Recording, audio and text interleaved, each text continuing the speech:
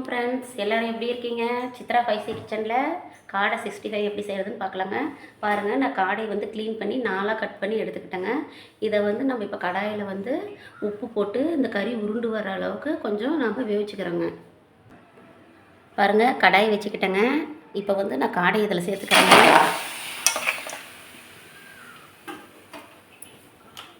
லைட்டாக உப்பு போட்டுக்கிட்டால் போதுங்க. நம்ம அப்புறமா கொஞ்சம் போடணும். லைட்டாக உப்பு போட்டு கொஞ்சமாக தண்ணி ஊற்றி இப்போ கொஞ்சமாக தண்ணி ஊற்றினா போதுங்க. மூடி போட்டு இப்போ கறி உருண்டு வர அளவுக்கு கொஞ்சம் லைட்டாக வேவிச்சுக்கலாங்க. பாருங்கள், இந்த அளவுக்கு உருண்டு வந்தால் போதுங்க. நல்லா வேவிச்சிடாதீங்க. இந்த அளவுக்கு உருண்டு வந்ததுக்கப்புறம் இதை நம்ம ஒரு தட்டில் எடுத்து வச்சு ஆற வச்சுக்கலாங்க. ஆற வச்சுட்டு இதுக்கு தேவையான மசாலாவை நம்ம ரெடி பண்ணலாங்க.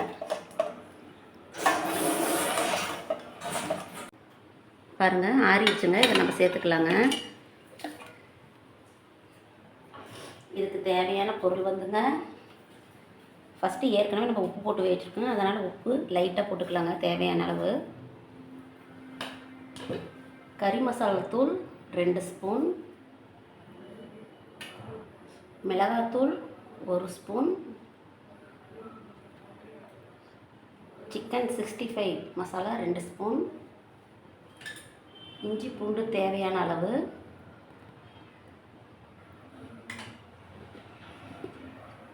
கடலை மாவு 2 ஸ்பூன், கார்ன்ஃப்ளவர் மாவு 2 ஸ்பூன்.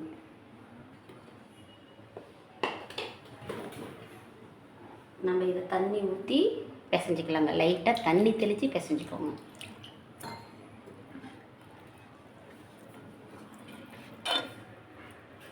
பாருங்கள், இந்த மாதிரி கலக்கிக்கோங்க. கலந்தாச்சு. இது ஒரு 1/4 மணி நேரம் ஊறினா போதுங்க. ஊறினதுக்கப்புறம் நம்ம எண்ணெயில் பொரித்து எடுத்துக்கலாங்க. பாருங்கள், கடாயை வச்சுக்கிட்டேங்க.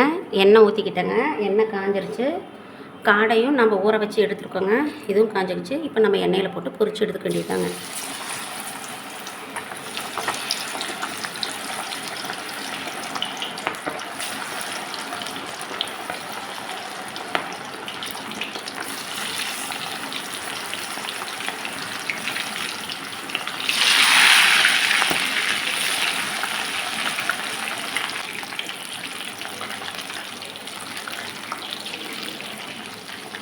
பாருங்கள், காடையை திருப்பி போட்டுக்கலாங்க.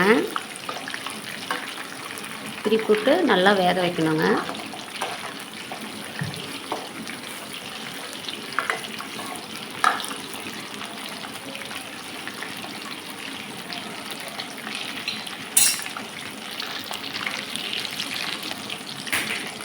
பாருங்கள், காடை ரெடி ஆயிடுச்சு. இப்போ காடையை நம்ம எடுத்துக்கலாங்க.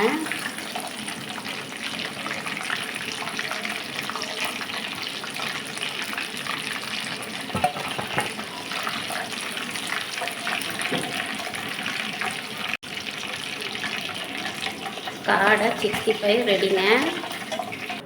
பாருங்கள், காடை 65 ரெடிங்க. இதே மாதிரி நீங்களும் செஞ்சு பாருங்கள். எப்படி டேஸ்ட் இருக்குதுன்னு பாருங்கள்.